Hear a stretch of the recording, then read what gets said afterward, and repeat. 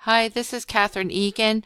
I am submitting my Beyond the Classroom assignment where we were asked to take a poorly designed PowerPoint presentation for a lawn and landscaping business, clean up the PowerPoint and apply just make the overall appearance better.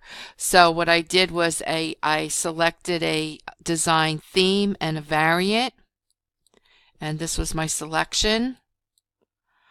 I applied the transition to the slide so that they come in and move from one slide to the next. That's more visually appealing.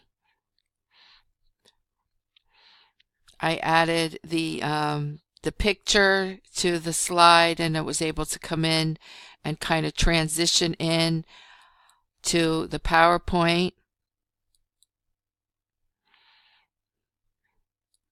I applied animation to the rake that comes in, so that was fun to do.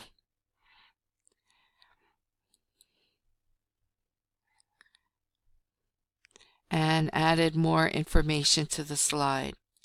We also were asked to design a handout master where we were to add our name and our instructor's name and class and date. So that is the end of my presentation. Thank you and have a good day.